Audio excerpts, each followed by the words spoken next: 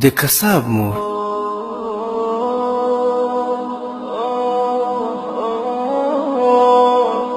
یو ورځ حضرت موسی علیه السلام د الله جل جلاله نه پوښتنه وکړه چې زما سره به په جنت کې څوک وي؟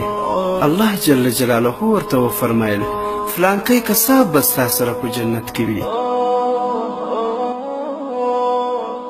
حضرت موسی علیه السلام حیران شو او د دې قصاب په لټه کې شو چې وګوري دا څنګه سړی دی چې کله قصاب ته ورغی نو د لرې نه همداسې قصاب ته ګوري چې کله قصاب خپله سودا خرڅه کړه نو یو څه غوښه په څادر کې تاو کړه او کور ته ولاړو.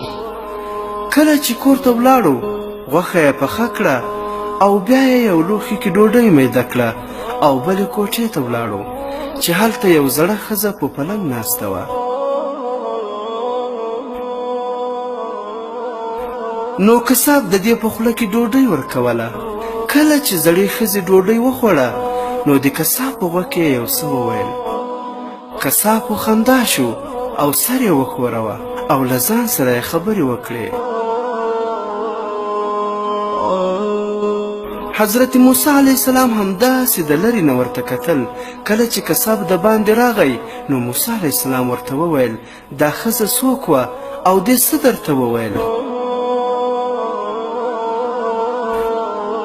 قصاب وویل دا زما مور ده.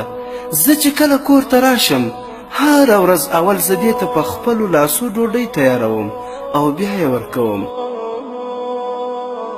نو دا ډیره زمانه خوشحاله شي او ما ته غوږ کې ووایي چې الله جل جلاله دې له موسی علیه السلام سره جنت کې یو ځای کړه.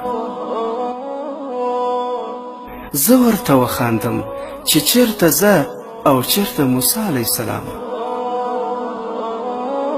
نو حضرت موسی علیه السلام وپوهېده چې دا خو ټول د مور د خدمت وجه ده چې الله جل جلاله ما ته وویل چې قصاب به په جنت کې ستا سره یو ځای وي.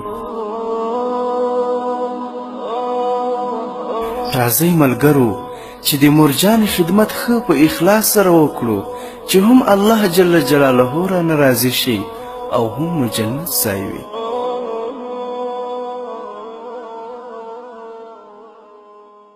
محترمو اوریدونکو، د اسلامي او تاریخي عبرتناکو کیسو لپاره زموږ د فیسبوک پاڼه حکایات مثنوي شریف د ثواب په خاطر درسره لایک او شیر کړئ.